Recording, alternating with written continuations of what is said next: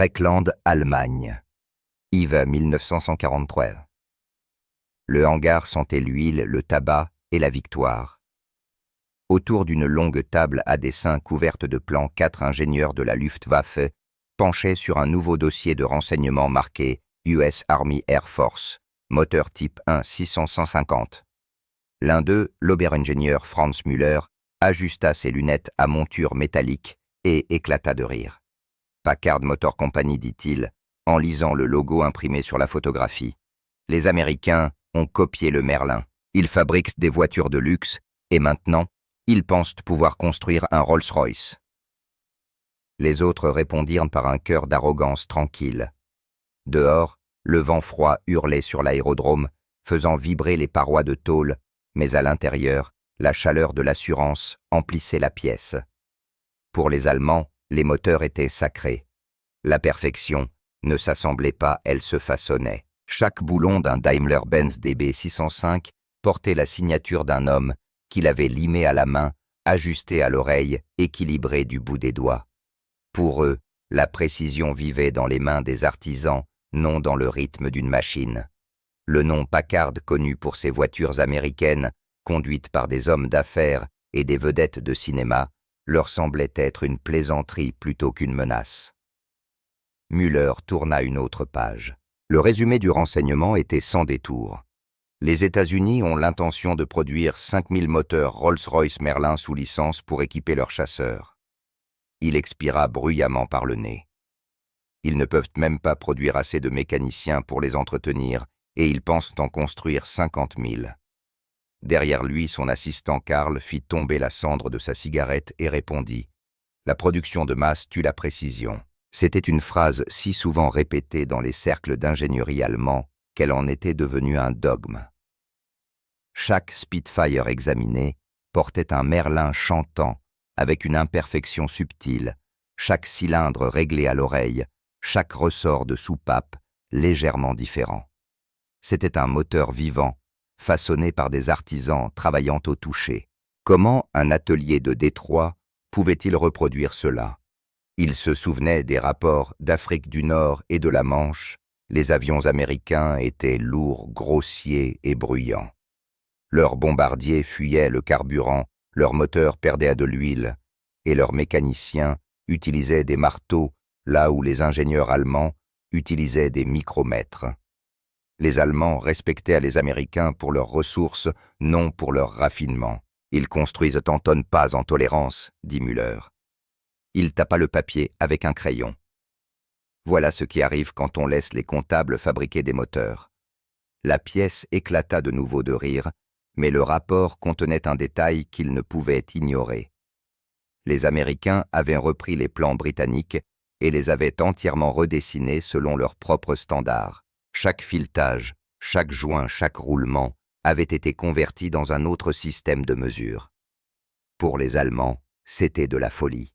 « Ils vont le ruiner », marmonna Karl. « Convertir les millimètres en pouces, détruire les jeux mécaniques, faire fondre les pistons, gripper les roulements. » Müller hocha la tête. « Ils copieront la forme, pas la fonction. » Il écrivit dans la marge « copie » et qu'il inférieur par conception. Dehors, le son d'un Messerschmitt qui démarrait résonna sur l'aérodrome. Le DB605 rugit avec ce grondement mécanique distinctif, un son auquel chaque pilote allemand faisait plus confiance qu'à son propre cœur. Müller se tourna vers le bruit et sourit. « Vous voyez, voilà comment un moteur doit sonner fait main vivant pur. » Il referma le dossier américain et en boucla la sangle de cuir. « S'ils nous affrontent un jour avec ces jouets Packard, nous les brûlerons dans le ciel. » Ce que Müller ne savait pas, c'est qu'à l'autre bout de l'Atlantique, dans une immense usine de briques au bord de la rivière Détroit, ces soi-disant jouets tournaient déjà sans fin identiques, impeccables. Il ne pouvait imaginer un moteur n'ayant pas besoin d'un artisan pour le faire chanter. Il ne pouvait imaginer une chaîne d'assemblage capable d'harmonie. En Allemagne, la perfection était un art. En Amérique, la perfection était une équation. Ce soir-là, Müller nota ses pensées dans son carnet. L'arrogance américaine continue. Ils croient que les machines peuvent remplacer les hommes.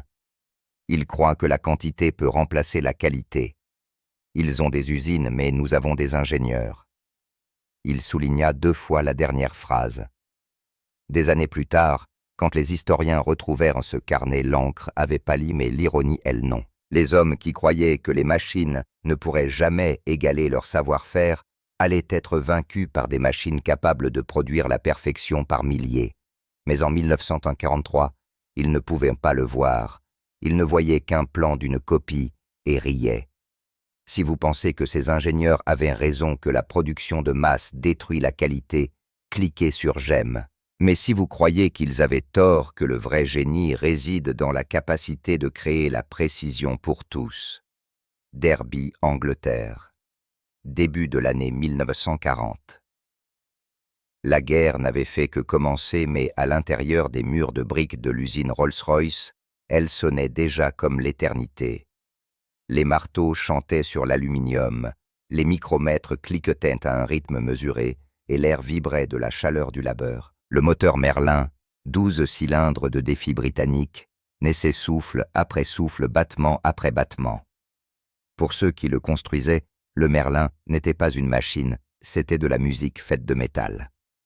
Dans l'atelier d'assemblage, un artisan nommé Harold Watkins se penchait sur un carter de Vilebrequin à moitié terminé.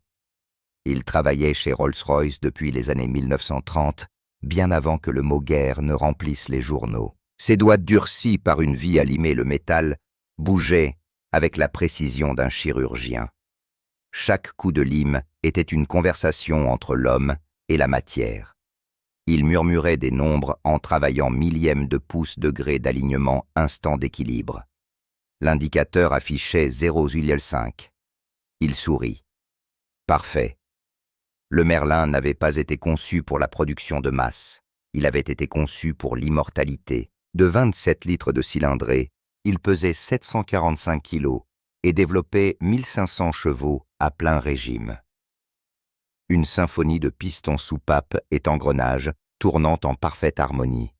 Chaque moteur exigeait plus de 1000 heures de travail humain. Chaque composant avait ses caprices et ses secrets, légères variations dans l'alliage subtil, différences dans l'usinage. Les ingénieurs de Rolls-Royce ne combattaient pas ces imperfections.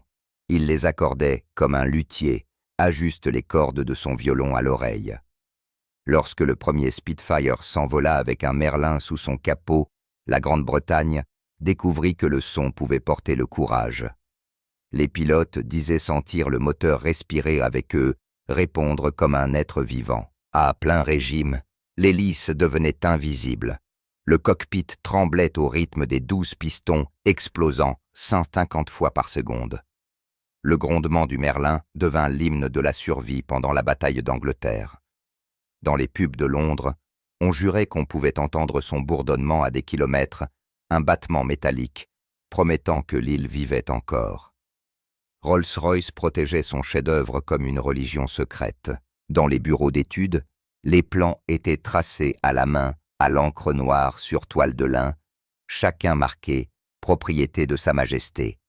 Modifier ne serait-ce qu'une tolérance nécessitait l'approbation d'un conseil d'ingénieurs seniors. Quand un nouvel apprenti demanda pourquoi 2 moteurs Merlin ne semblaient jamais identiques, son mentor répondit « Parce qu'ils ne sont pas faits par des machines, ils sont faits par des hommes ». Le succès du Merlin se répandit rapidement même jusqu'au service de renseignement ennemi. Les Allemands l'appelaient le moteur du Spitfire, le cœur de l'avion, qui transformait leurs raids diurnes en carcasses en flammes. Mais tout en respectant ses performances, ils méprisaient encore sa production artisanale. Rolls-Royce pouvait créer du génie, pas de la quantité. Chaque Merlin demandait les mains d'un maître. Chaque avion exigeait des mois d'attente. Les Allemands avaient déjà produit des milliers de Messerschmitts équipés des moteurs DB601 et DB605, sortant de leur chaîne à un rythme que la Grande-Bretagne ne pouvait égaler. En 1941, cette arithmétique devint mortelle. Les usines britanniques tournaient 20 heures par jour, mais la production de chasseurs peinait à suivre les pertes.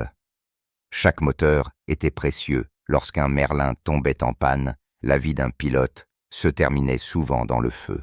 À Derby, les mécaniciens pleuraient lorsqu'un Merlin endommagé revenait au hangar. Ils touchèrent le métal brûlé comme des endeuillés à un enterrement murmurant. Elle a fait de son mieux. Le Merlin était plus qu'une machine. C'était une personnalité, une loyauté, un sacrifice.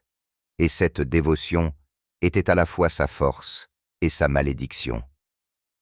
De l'autre côté de l'Atlantique, des observateurs américains visitèrent l'usine carnet en main, les yeux écarquillés d'incrédulité. Pour eux, c'était du génie, mais piégé dans l'ambre soupape, ajustés à la main. Cames, meulés sur mesure, variations si subtiles qu'aucune pièce n'était interchangeable. Un ingénieur américain de chez Packard aurait demandé « Comment espérez-vous gagner une guerre en construisant des moteurs comme des violons ?» Le contremaître de Rolls-Royce répondit calmement « Parce que les nôtres jouent la bonne mélodie ». Cette réponse résumait la philosophie britannique, le savoir-faire comme patriotisme, la précision comme poésie. Mais la poésie ne suffisait pas à remplir le ciel. En 1942, la Royal Air Force réclamait des milliers de moteurs qu'elle ne pouvait pas encore produire. Et ce désespoir mena à une idée qu'à Derby presque personne ne voulait accepter, confier les plans du Merlin à l'Amérique. Lorsque la nouvelle parvint aux ateliers que Packard Motor Company à Detroit commencerait la fabrication du Merlin sous licence, beaucoup d'ouvriers se sentirent insultés. Un machiniste frappa sa clé à molette sur l'établi et grogna. Ils vont la gâcher. Les Américains fabriquent des voitures, pas des moteurs dignes du paradis. Un autre répondit. Ils vont la noyer sous l'huile et appeler ça du progrès. Même certains dirigeants doutaient que ce fût possible. Les ingénieurs de Rolls-Royce mesuraient les tolérances en fractions d'un cheveu humain. Packard lui mesurait en fractions de minutes. Mais la guerre a une manière bien à elle d'enseigner l'humilité. Le Spitfire et le Lancaster ne pouvaient pas attendre la fierté. Les États-Unis possédaient des usines plus grandes que des villes entières d'Angleterre et leurs machines pouvaient emboutir, fraiser et polir plus vite que n'importe quelle main humaine. La seule question était de savoir si la vitesse pouvait coexister avec l'âme. À l'été 1942, des caisses en bois remplies de plans quittèrent Derby pour Detroit, 21 000 plans fragments de génie britannique traversant l'océan. Les artisans les regardèrent partir à moitié fiers, à moitié inquiets. Ils ne savaient pas encore que quelques mois plus tard, les Américains renverraient ces plans transformés non par l'art mais par l'arithmétique. Si vous croyez qu'un chef-d'œuvre perd son âme lorsqu'il quitte les mains de son créateur, cliquez sur « J'aime ». Mais si vous croyez que le vrai génie survit à la traduction que l'art peut devenir industrie sans perdre sa beauté, commentez le numéro 7. Detroit, Michigan, automne 1942. Le ciel nocturne brillait d'orange au-dessus de la Packard Motor Car Company, non à cause des bombes ou du feu, mais de la fournaise de la création. L'usine fonctionnait 24 heures sur 24, ses murs de briques vibrant au rythme de la guerre. À l'intérieur, le vacarme était constant acier, frappé riveteuse marteau-moteur, rugissant sur les bancs d'essai. L'Amérique était entrée en guerre, et Détroit était devenu le cœur de son armée mécanique. Packard était connu pour ses automobiles de luxe moteurs, soyeux tableaux de bord vernis, trajets silencieux pour les riches. Mais lorsque le gouvernement appela l'entreprise, répondit. Les États-Unis avaient promis à la Grande-Bretagne non seulement des armes, mais des miracles en quantité. Il fallait produire en masse le Rolls-Royce Merlin, le moteur d'avion le plus avancé du monde. Et il fallait le faire à la vitesse américaine. Au début même, les ingénieurs de Packard hésitèrent. Les plans venus de Derby étaient une énigme écrite dans une autre langue. Des mesures en fractions, des tolérances en décimales, des filetages en Whitworth au lieu du système SAE. Les dessins de Rolls-Royce étaient élégants, mais désordonnés, notes manuscrites, symboles secrets, connus seulement de leurs auteurs. L'ingénieur en chef de Packard, Jesse Vincent, regarda la montagne de papier et dit calmement « Si nous construisons cela, à la manière britannique, nous ferons un moteur par mois. Nous devons en produire un par heure. Le défi n'était pas seulement technique, il était philosophique. Rolls-Royce croyait à la perfection par le savoir-faire. Packard croyait à la perfection par le procédé. En Grande-Bretagne, un seul artisan ajustait chaque soupape à la main. À Détroit, les machines ne faisaient pas confiance aux sentiments, elles faisaient confiance aux instruments de mesure. Alors Packard redessina chaque plan à partir de 0,21 000, au total traduit de l'artisanat en mathématiques. Là où Rolls-Royce écrivait « fit snug ajustement serré », Packard notageux de 0,0012 plus 0,0,1 pouce. Pendant des mois, les ingénieurs travaillèrent sans repos. Ils standardisèrent les filetages roulements et raccords pour que chaque pièce s'adapte à chaque moteur. Ils conçurent des gabarits, maintenant les composants si précisément que l'erreur humaine disparut de l'équation. Ils construisirent des outils de calibration capables de mesurer des tolérances plus fines que la largeur d'une cellule sanguine. Puis commença l'expérience industrielle la plus ambitieuse de la guerre, fabriquer le génie à la chaîne. Dans un immense hall, des rangées de femmes en combinaison travaillaient sous la lumière crue des lampes au mercure. Chacune se spécialisait dans une seule opération, meulage, rodage, inspection, serrage, chaque geste minuté à la seconde. Un contremaître portait un chronomètre et une planchette à pince. Le fracas des outils formait un rythme mécanique et pourtant étrangement humain. Quand un bloc moteur atteignait le bout de la chaîne, un autre prenait aussitôt sa place. Il n'y avait ni silence, ni pause, ni délai. Un visiteur du ministère de l'Air britannique écrivit dans son rapport « C'est comme regarder un orchestre dont chaque instrument est en acier. Les moteurs brillaient sous les lampes fluorescentes aluminium laiton acier, nés non des mains, mais des outils de précision. Chaque composant identique au précédent interchangeable, remplaçable, parfait par la répétition. Mais tout le monde ne croyait pas au succès. Les conseillers britanniques doutaient que la production de masse puisse égaler les tolérances artisanales. Un ingénieur senior de Rolls-Royce marmonna « Ils construiront vite, oui, mais ils construiront faux. » Jesse Vincent n'était pas d'accord. Il dit à son équipe « Nous ne construisons pas seulement des moteurs, nous construisons un nouveau type de perfection, une perfection que n'importe qui, n'importe où, pourra reproduire. » Packard introduisit des procédures de contrôle qualité qui n'avaient jamais existé dans les usines britanniques. Chaque pièce passait par 3 inspections distinctes et chaque mesure était enregistrée avec une précision décimale. Les ouvriers furent formés non pas à ajuster par instinct, mais à se fier aux instruments. À Derby, cela aurait été de l'hérésie. À Detroit, c'était du progrès. En décembre 1942, le premier prototype désigné V651 se trouva installé sur un banc d'essai dynamométrique. Quand on actionna l'allumage, le moteur prit vie avec un son que personne n'attendait lisse, régulier, stable. La vibration qui hantait les tout premiers Merlins britanniques avait disparu. À plein régime, le Packard ronronnait comme s'il avait été taillé dans un seul bloc de métal. Des journalistes furent invités pour assister au premier essai. Dans la salle d'observation, un attaché britannique murmura « Il tourne plus rond que le nôtre ». Il disait cela avec incrédulité, non comme un compliment. Mais les données le confirmèrent. Le Packard Merlin délivrait la même puissance avec une consommation de carburant moindre, moins de fuite et une durée de vie plus longue. Les jeux mécaniques étaient si uniformes que les roulements pouvaient être échangés d'un moteur à l'autre sans aucun réglage. Détroit avait accompli ce que personne n'avait cru possible, transformer le moteur artisanal le plus complexe du monde en un produit industriel. En moins de 6 mois, Packard pouvait produire un Merlin toutes les 60 minutes. Chaque moteur coûtait moins cher, durait plus longtemps et nécessitait moins de mécanique pour l'entretien. La précision avait été démocratisée. Pendant ce temps, de l'autre côté de l'Atlantique, les usines britanniques observaient stupéfaites l'arrivée du premier Merlin fabriqué en Amérique.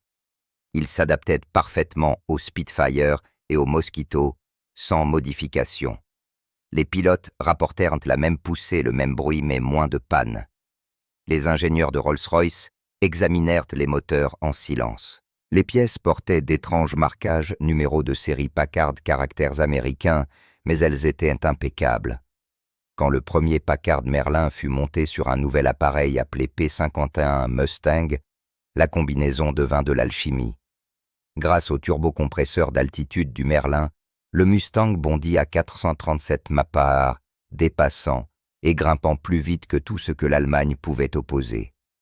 Ce qui avait commencé comme une copie était devenu une légende.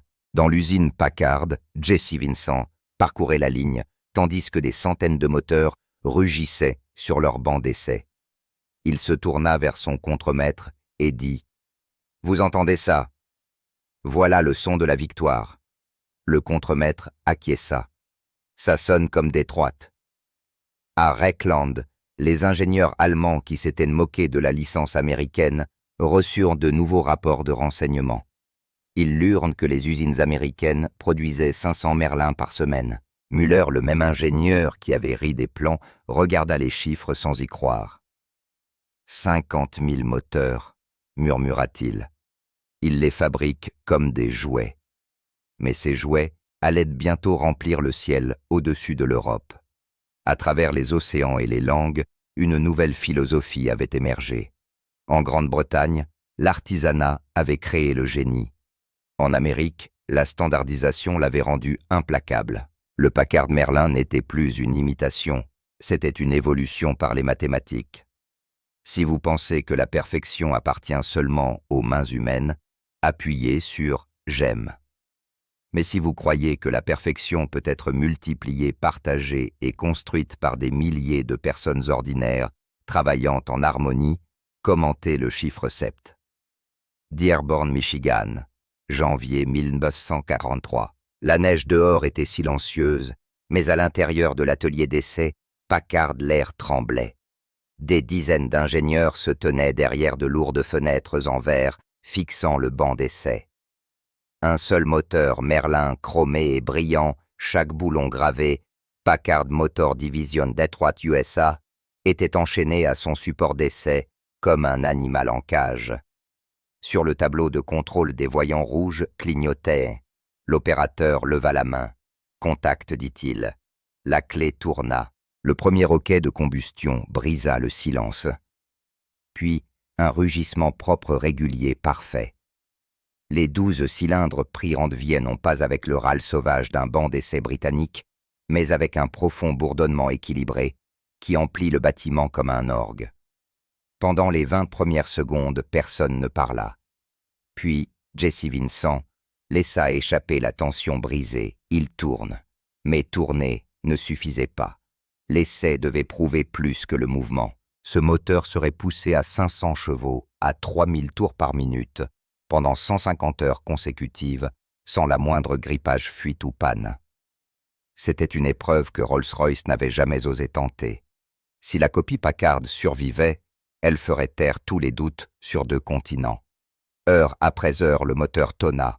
Les techniciens se relayaient par équipe, mesurant vibrations, température d'huile, jeu des roulements. À 30 heures, les observateurs britanniques commencèrent à se détendre. À 70 heures, l'un d'eux marmonna « Il va bientôt lâcher ». Ils finissent toujours par le faire. À 120 heures, ils cessèrent de deviner. Et à 150 heures, lorsque le moteur fut arrêté, il fonctionnait encore à 99% de ses performances d'origine. Les chiffres étaient indiscutables. Puissance stable, compression parfaite, consommation de carburant optimale supérieure à tous les Merlins précédents. Jesse Vincent se tourna vers le représentant de Rolls-Royce en visite et dit doucement « Vous pensez toujours qu'on ne peut pas produire l'art en série ?» L'homme hésita, puis sourit incrédule. « Je crois que vous venez de le faire. » Les résultats traversèrent l'Atlantique par câble chiffré. À Derby, le message tomba comme la foudre. Essai Packard réussi. Moteur a tenu 150 heures à pleine puissance. Aucun défaut. Un instant, l'atelier resta silencieux. Certains hommes étaient fiers, d'autres honteux. Un concepteur en chef déclara Ils ont pris notre génie et l'ont rendu reproductible. Un autre hocha simplement la tête et murmura « Bien, alors peut-être que nous gagnerons cette guerre. » Au printemps 1943, Packard expédiait des centaines de moteurs chaque mois, chacun identique interchangeable numéroté en série. Les mécaniciens en Angleterre pouvaient échanger des pièces entre avions sans le moindre réglage. Les pilotes remarquèrent la différence immédiatement. Le Merlin américain démarrait plus proprement, tournait plus froid et grimpait plus haut. Il avait perdu la romance du moteur artisanal, mais gagnait quelque chose de plus précieux, la fiabilité. La véritable épreuve vint lorsque North American Aviation installa le Packard Merlin dans le P-51 Mustang. Le 30 avril 1943, le prototype s'élança sur la piste d'Englewood, Californie. Le pilote d'essai Bob Chilton tira sur le manche et l'avion argenté bondit dans le ciel. La combinaison était électrisante. Le compresseur du Merlin chanta tandis que le Mustang grimpa à 3000 pieds en quelques minutes. À 25 000 pieds, l'air s'amincit, mais le moteur ne broncha pas. À 35 000, il tirait encore. Chilton transmit par radio en riant à travers son masque à oxygène. « Messieurs, je crois que nous venons de changer le cours de la guerre. » Quelques mois plus tard, le nouveau P-51B entra en service. Rapide, endurant, meurtrier, il pouvait escorter les bombardiers jusqu'au cœur de l'Allemagne, frapper des cibles qu'aucun chasseur allié n'avait jamais atteintes, puis rentrer sans manquer de carburant. Les pilotes allemands qui s'étaient autrefois moqués des avions américains, les jugeant lourds et maladroits, affrontaient désormais des adversaires plus hauts, plus rapides et apparemment inépuisables. La Luftwaffe venait d'entrer dans une course perdue d'avance contre le nombre et l'altitude. En juillet 1943, près d'Otterbrem, une formation de B-17 vola pour la première fois sous escorte de P-51.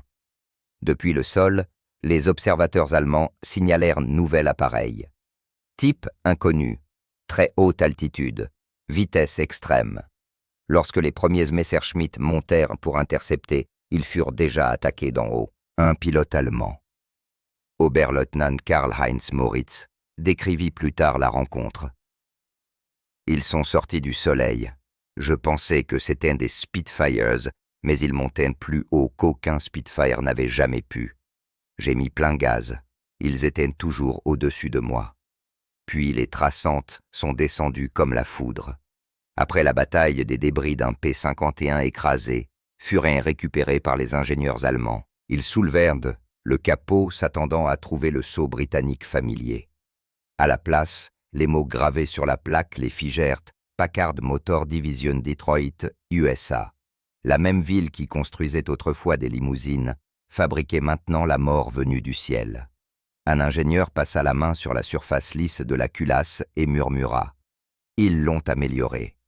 Bon sang, ils l'ont vraiment amélioré. » À la fin de 1943, le Packard Merlin était devenu le cœur battant de la puissance aérienne alliée. Non seulement les Mustangs, mais aussi les Mosquito et les Lancaster volaient avec des moteurs américains. Les chiffres étaient impitoyables. Rayon d'action des missions, plus 60%. Perte d'escorte, réduite de moitié. Disponibilité opérationnelle supérieure à 90%. Le cauchemar de la Luftwaffe n'était pas seulement les avions, c'était l'approvisionnement sans fin en moteurs qui continuait d'arriver. En Allemagne, les rapports s'entassaient sur le bureau du général Feldmarschall Erhard Milch. Les services de renseignement estimaient que les usines américaines produisaient des Merlins plus vite que la Luftwaffe ne pouvait les détruire. Milch souligna une phrase en rouge « Capacité industrielle ennemie, désormais hors de toute mesure ». Il leva les yeux et dit à son aide de camp « Ils ont transformé l'ingénierie en arme de guerre. » Pendant ce temps, à Détroit, les lumières de l'usine ne s'éteignaient jamais. Les soudeurs travaillaient sous l'éclat rythmique des étincelles. Les inspecteurs vérifiaient les jauges sur des gabarits de référence. Les femmes sur les lignes d'assemblage portaient des insignes marqués « Merlin Division ». Toutes les 6 minutes, un nouveau moteur sortait de la chaîne. Lorsqu'un journaliste en visite demanda à un contremaître ce qui les faisait tenir, celui-ci montra un mur couvert de photographies de pilotes posant à côté de leur Mustang et répondit « Chaque photo, c'est une vie que nous maintenons en vol ». La transformation était achevée. La même industrie américaine qui avait jadis construit des voitures de luxe pour la paix fabriquait désormais la précision pour la survie. Le Packard Merlin avait commencé comme une copie méprisée par ses ennemis, doutée par ses alliés, et née sous la pression. Mais il s'acheva comme la preuve que la plus grande arme de l'Amérique n'était ni l'acier ni la vitesse, c'était le système. De l'autre côté de l'océan, les ingénieurs allemands qui avaient ri des plans 1 an plus tôt lisaient maintenant des rapports décrivant des P-51 déchirant les formations de bombardiers à 9000 mètres. Müller, l'homme qui avait autrefois écrit copie, et inférieur par conception, arracha la page de son carnet. Il ne put se résoudre à la brûler. Il resta simplement là, regardant le papier déchiré, et murmura « Il semble que ce soit nous la copie depuis le début. Si vous croyez que le vrai génie se mesure non pas à la manière dont une chose est construite, mais au nombre de vies qu'elle peut sauver, commentez le chiffre 7. Si vous pensez que la perfection meurt dès qu'elle quitte les mains de l'artisan, appuyez sur « J'aime ». De toute façon, l'histoire a déjà répondu. Reckland Airfield, Allemagne, décembre 1943. Le brouillard du matin restait bas assez dense pour avaler le bruit des moteurs lointains. Dans un hangar faiblement éclairé, un groupe d'ingénieurs de la Luftwaffe se tenait autour de l'épave tordue d'un avion qu'ils n'avaient jamais vu auparavant. Son fuselage était argenté, ses ailes longues et fines, la peau lisse comme du verre. Le nez avait été arraché par l'impact révélant le cœur de la machine, un moteur d'une symétrie et d'une propreté telle que personne ne parla pendant un moment. L'ober-ingénieur Franz Müller, le même homme qui avait ri autrefois à l'idée d'un Merlin fabriqué en Amérique, s'accroupit près des débris. Le métal portait encore une légère odeur d'huile et de glycol brûlé. Sur la plaque de données brisée, les mots restaient lisibles. Packard Motor Division Detroit, USA. Il toucha la gravure du bout d'un doigt ganté et murmura doucement. « Alors c'est ça. » La copie. Ils commencèrent à démonter le moteur en silence. Les outils cliquetaient un contre l'aluminium. Quand la première culasse fut retirée, ils se figèrent. Chaque surface était polie comme un miroir, les tolérances parfaites, l'usinage irréprochable. Karl, son assistant, se pencha, fit glisser un micromètre sur un palier et souffla. 2 microns d'écart. C'est impossible. Les nôtres variaient de 20. Müller hocha lentement la tête. Ils ne construisent pas des moteurs, dit-il. Ils construisent des mesures. Il souleva une bielle et la contempla comme une relique. Rolls-Royce façonnait ceci à la main, dit-il. Puis, il la tint sous la lampe. Mais celles-ci sont nées identiques. Chacune parfaite. Chacune la même. Sur le mur derrière eux, un tableau couvert de rapports de renseignements portait encore les mots P-51 Mustang, nouveau chasseur allié. Il l'avait sous-estimé croyant à un simple intercepteur à courte portée. Mais l'épave racontait une autre histoire. Le Merlin recréé en Amérique lui avait donné l'allonge nécessaire pour escorter les bombardiers jusqu'à Berlin et revenir. La guerre aérienne n'était plus une question de tactique, mais d'endurance. Plus tard, dans l'après-midi, ils se réunirent dans le bunker d'observation pour examiner les films récupérés des unités de première ligne. Le projecteur se mit à clignoter, projetant une bande de caméras de tir allemandes issues d'un Focke-Wulf 190. Sur les images granuleuses en noir et blanc, un avion argenté piquait d'en haut trop rapide pour être suivi. Les traçantes allemandes montaient manquant leur cible. Puis, à la seconde suivante, le Mustang ouvrit le feu, une brève explosion de lumière, et le film s'acheva dans la fumée. « Impossible, dit un officier. Aucun moteur à piston ne grimpe ainsi. » Müller secoua la tête. « C'est le compresseur. 2 étages 2 vitesses. À haute altitude, il respire comme s'il était au sol. Il montra les données extraites des épaves. Ils ont résolu le refroidissement. Ils ont résolu la pression. Ils ont tout résolu. Un mécanicien entra portant une petite boîte. À l'intérieur se trouvaient des fragments de roulement à billes récupérés dans le moteur. Toujours rond, dit-il, même après le crash. Müller en prit un, l'examina sous une loupe. Les surfaces étaient polies à la perfection. Ils ne les ont pas polies à la main, dit-il. Ils les ont polies par les mathématiques. L'atmosphère dans le hangar passa de la curiosité à l'incrédulité, puis à quelque chose de plus silencieux, le respect. Les hommes qui s'étaient moqués de Detroit comprenaient enfin ce qu'ils affrontaient. Packard n'avait pas seulement copié Rolls-Royce.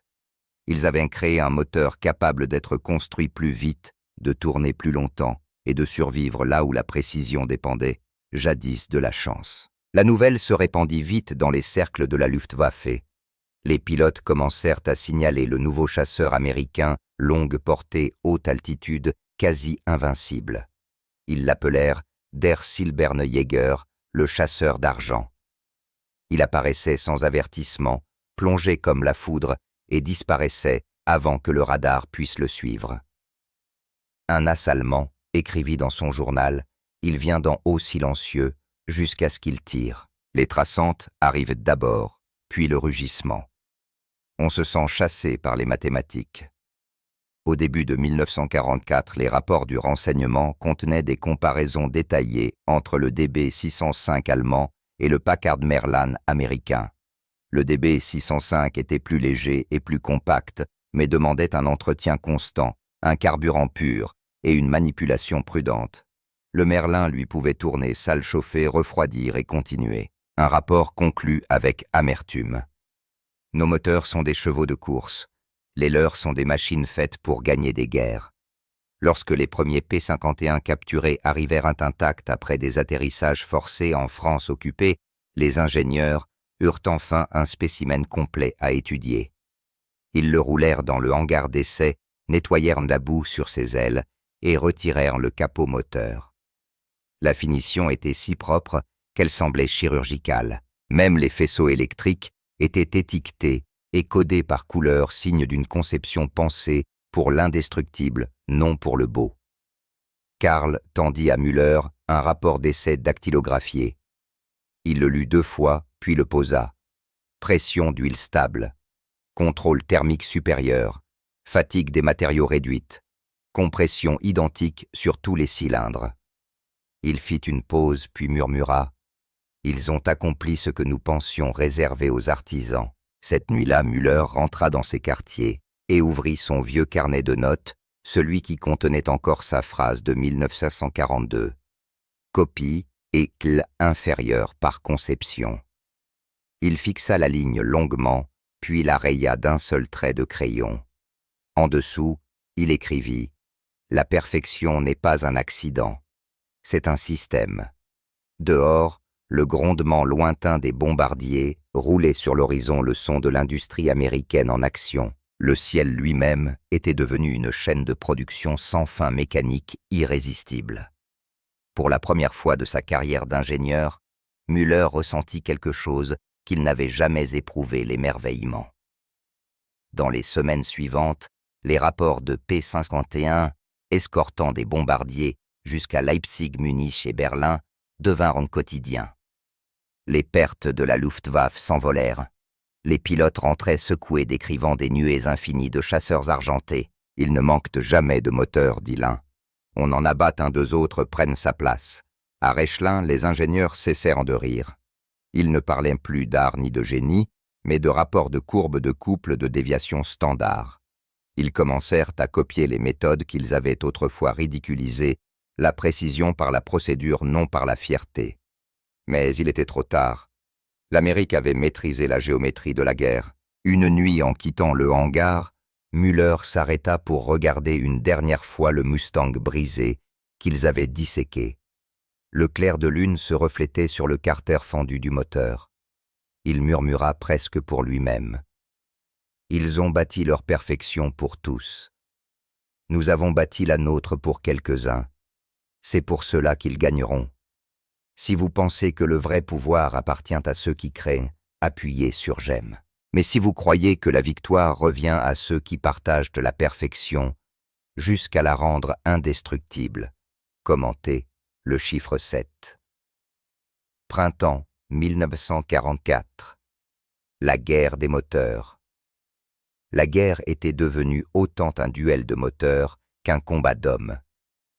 Dans le ciel d'Europe, des milliers de machines hurlaient la même symphonie métallique. Un camp construisait pour la précision, l'autre pour la quantité. Mais la différence entre ces deux idées formait désormais la frontière entre la victoire et l'extinction. Les Allemands avaient bâti des chefs-d'œuvre, les Américains une méthode. Au Reichsland Technical Institute, les ingénieurs se réunirent une dernière fois pour comparer leurs chiffres. Des graphiques, des courbes et des rapports tachés d'huile couvraient la table. Le moteur DB605, autrefois, la fierté de la Luftwaffe, développait 475 chevaux, mais exigeait 35 heures de maintenance pour 10 heures de vol. Le Packard Merlin lui produisait presque la même puissance, mais ne demandait que 5 heures d'entretien pour 50 heures de vol. Les statistiques étaient impitoyables. L'usine Packard pouvait produire 5 Merlins dans le temps qu'il fallait à Daimler-Benz pour en assembler un à la main. Rolls-Royce avait fabriqué 20 000 Merlins depuis 1939. Packard en construirait 55 000 avant la fin de la guerre. Pour les ingénieurs allemands, ces chiffres étaient plus dévastateurs que n'importe quel bombardement. Des siècles de fierté artisanale étaient dépassés par une philosophie qui vénérait la répétition parfaite. Ce n'était plus une question de génie, mais de géométrie. Müller contempla les données avec la lassitude d'un homme dont les convictions avaient été démontées boulon par boulon. Il murmura. Ils ont rendu la perfection commune, et c'est la plus haute forme du génie. De l'autre côté de l'Atlantique, Détroit, Michigan, cette même philosophie grondait à chaque minute du jour et de la nuit. L'usine Packard fonctionnait en continu si bien que les machines ne refroidissaient jamais. Les chaînes d'assemblage coulaient comme des artères pompant l'acier brûlant. Des jauges de précision pendaient à chaque poste calibré à des tolérances plus fines que tout ce qui existait en Europe. Pour un œil non averti, l'endroit semblait chaotique, étincelles, grues suspendues, pistons, oscillant fracas incessants. Mais le chaos était organisé. Chaque geste, chaque coupe, chaque couple de serrage avait été calculé, répété, maîtrisé. Les visiteurs décrivaient l'usine comme un organisme vivant. Les ouvriers, hommes et femmes, étaient devenus les prolongements des machines qu'ils servaient. Chacun connaissait sa tâche, rien de plus, mais ensemble, ils formaient une intelligence collective plus grande que n'importe quel ingénieur. Dans les bureaux surplombant l'atelier, Jesse Vincent se tenait souvent à la fenêtre, regardant des centaines de moteurs prendre forme en dessous. Pour lui, c'était la cathédrale de l'Amérique, le bourdonnement de la création, animé par des gens ordinaires qui ne verraient jamais la guerre, mais la gagneraient quand même. Les chiffres parlaient d'eux-mêmes. Entre 1943 et 1945, Packard livra plus de 3600 moteurs. Merlin chaque mois. Chacun était identique, testé, prêt à voler.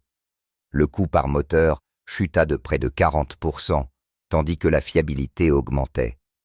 L'armée appelait cela l'efficacité de production. Les historiens plus tard l'appelleraient la poésie industrielle. Lorsque les officiers de liaison britanniques visitèrent l'usine de Detroit pour la dernière inspection, ils restèrent sans voix. L'un d'eux, un ingénieur vétéran de Rolls-Royce, passa la main le long d'une rangée de moteurs achevés et dit doucement « Autrefois, nous signions notre travail. Maintenant, ils portent tous le même nom. » Ce n'était pas du cynisme, c'était de l'admiration. Il comprit que l'âme de l'ingénierie avait changé de forme. Le chef-d'œuvre n'était plus une création unique, mais le système capable d'en produire des milliers identiques. En Allemagne, cette révélation arriva trop tard. Leurs usines bombardées et brisées ne pouvaient plus soutenir l'ancienne manière. Les artisans qualifiés étaient irremplaçables et il n'en restait plus assez. Les machines exigeant de l'art devenaient inutiles dans un monde où la guerre réclamait la multiplication. La Luftwaffe avait bâti des chevaux de course. L'Amérique avait bâti des tracteurs capables de tourner éternellement. Müller écrivit dans son rapport final. Les Américains ont accompli ce que nous pensions impossible. Ils ont standardisé la précision elle-même. Il s'arrêta, puis ajouta une dernière ligne. Entre leurs mains, le génie est devenu infrastructure. À l'été 1944, les Alliés dominaient le ciel. Le son du Merlin, le Merlin de Packard, était celui de l'inévitabilité. Il emplissait l'air au-dessus de la France, de la Hollande et de l'Allemagne elle-même. Chaque formation grondante était la preuve qu'une philosophie pouvait être aussi puissante que la puissance de feu. Même après la guerre, la leçon demeura. Lorsque les ingénieurs de Rolls-Royce visitèrent Détroit en 1946 pour étudier les méthodes de Packard, ils découvrirent quelque chose d'inattendu. Les Américains ne parlaient pas de fierté, mais de procédure. « Nous faisons confiance au processus », expliqua un contremaître.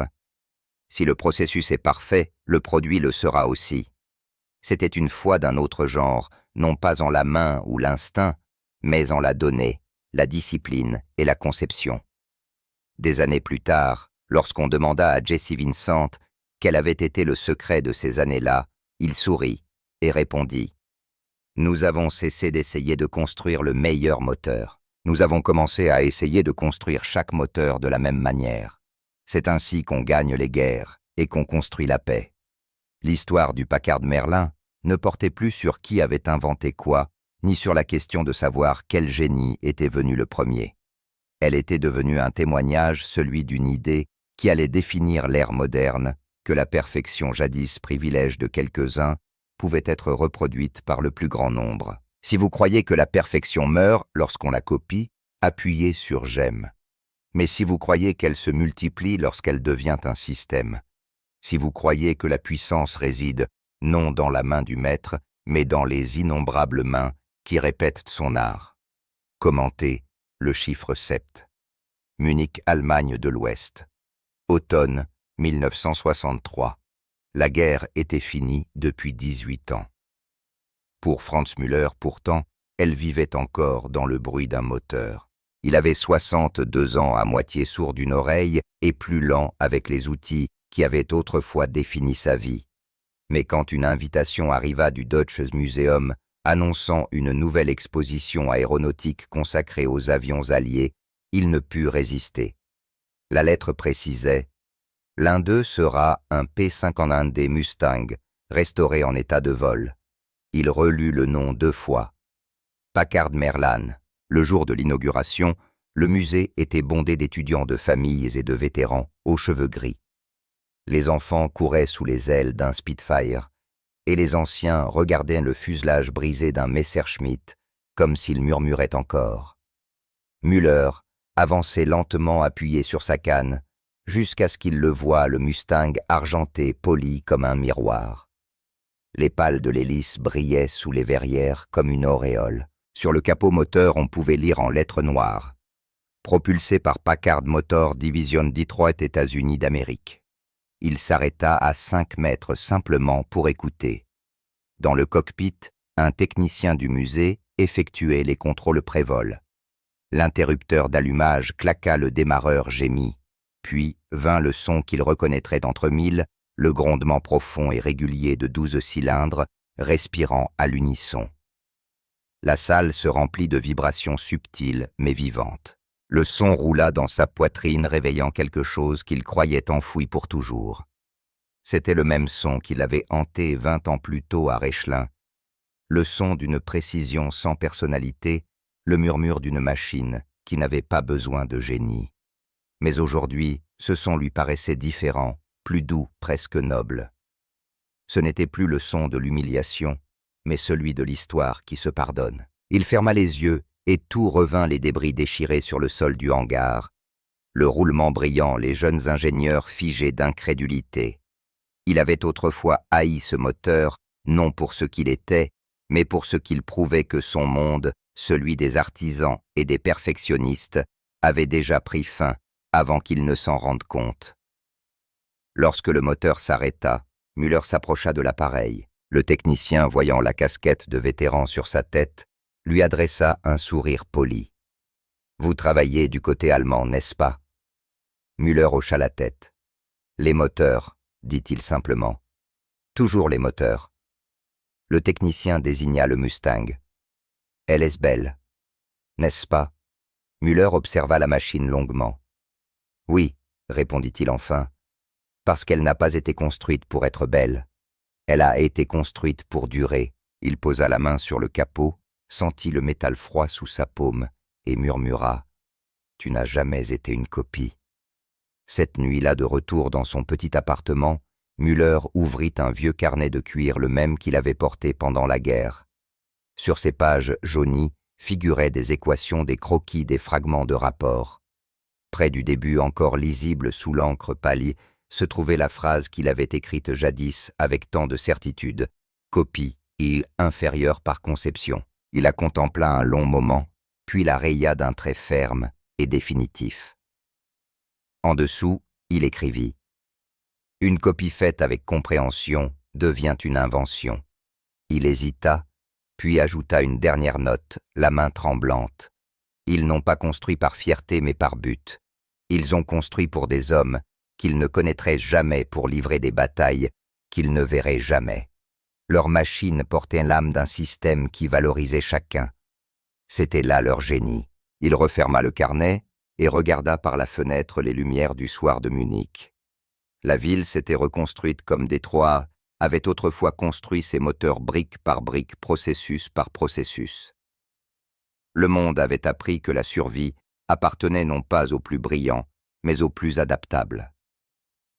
Müller pensa aux jeunes ingénieurs qu'il avait formés après la guerre, des garçons qui parlaient d'ordinateurs et d'automatisation plutôt que de pistons et de carburateurs. Ils admiraient la technologie sans la vénérer.